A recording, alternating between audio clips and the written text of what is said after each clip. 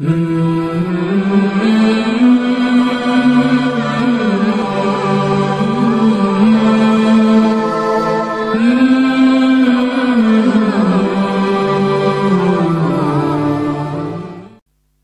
ونصلي على رسول الكريم اما بعد فاعوذ بالله من الشيطان الرجيم بسم الله الرحمن الرحيم وما خلقت الجن والانس الا ليعبدون صدق اللہ العظیم۔ وہ آئے جن کے آنے کی زمانے کو ضرورت تھی، وہ آئے جن کے آنے کی زمانے کو ضرورت تھی، وہ آئے جن کی آمد کے لیے بے چین فطرت تھی، وہ آئے نغمہ داؤد میں جن کا ترانہ تھا، وہ آئے گریہ یعقوب میں جن کا فسانہ تھا، وہ آئے جن کی خاطر مضطرب تھی وادی بطحا، وہ آئے جن کے قدموں کے لیے کعبہ ترستا تھا، وہ آئے جن کو حق نے گود کی خلوت میں پالا تھا، وہ آئے جن کے دم سے عرش اعظم پر اجالا تھا، صلی اللہ علیہ وسلم۔ آج 12 ربیع الاول 1446 و مطابق 17 ستمبر 2024 منگل کا دن ہے۔ ربیع الاول کا مہینہ آپ علیہ الصلوۃ کی ولادت کا دن ہے۔ سرکار دو عالم صلی اللہ علیہ وسلم، ساقی کوثر، شافع محشر، جان جہاں، محبوب خدا، سید المرسلین اور امام النبیین اس دنیا میں اس ربیع الاول کے مہینے میں تشریف لائے۔ آپ کو اللہ رب العزت نے تمام جہانوں کے لیے رحمت بنا کر بھیجا تھا۔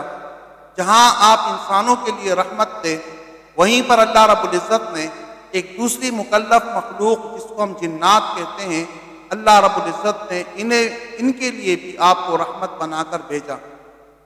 اور بہت ساری احادیث مبارکہ اور آپ کے فرامین وہ ایسے ہیں جو جنات کے حقوق سے متعلق ہیں۔ آپ صلی اللہ علیہ وسلم نے فرمایا کہ جب تم استنجا کرو تو استنجا کے لیے ہڈی کا استعمال نہ کیا کرو، اور فرمایا کہ یہ تمہارے بھائی جنات کی غذا ہے، لہٰذا ہڈی سے استنجا کرنے سے آپ علیہ السلام نے منع فرمایا۔ اور ساتھ یہ بھی فرمایا کہ گوبر سے بھی، خشک گوبر سے بھی استنجا نہ کرو، کیوں؟ یہ بھی تمہارے جنات بھائیوں کے فائدے کی چیز ہے۔ یہ آپ نے جنات کے حقوق بتائے، اور ساتھ میں فرمایا کہ اگر گھر کے اندر کوئی سانپ ظاہر ہوتا ہے، جیسے شرعی مسئلہ بھی ہے کہ گھر میں نمودار ہونے والا سانپ، اس کو فوراً مارنے کا حکم شریعت نے نہیں دیا، تو آپ علیہ السلام نے فرمایا کہ اگر گھر میں کوئی سانپ نمودار ہوتا ہے تو سب سے پہلے اس کے سامنے اعلان کرو، اس کو واسطہ دو۔ اگر تم اس کو سانپ سمجھ کر مار دو گے تو یہ عین ممکن ہے کہ ہو سکتا ہے کہ وہ کوئی جن ہو اور اس نے سانپ کی صورت اختیار کر لی ہو، اس لیے فرمایا کہ پہلے اعلان کرو، جس کو تم سانپ سمجھ رہے ہو ایسا نہ ہو کہ وہ تمہارا کوئی بھائی جن ہو۔ اسی طرح آپ علیہ السلام نے جنات کے بڑے بڑے جو خطرناک قسم کی دشمنیاں تھیں، آپ صلی اللہ علیہ وسلم نے جا کر ان کے درمیان میں صلح کی، اور آپ کی صلح کی وجہ سے جو جنات کی بڑی بڑی دشمنیاں تھیں وہ آپ صلی اللہ علیہ وسلم کے ذریعے سے اللہ رب العزت نے ختم کی۔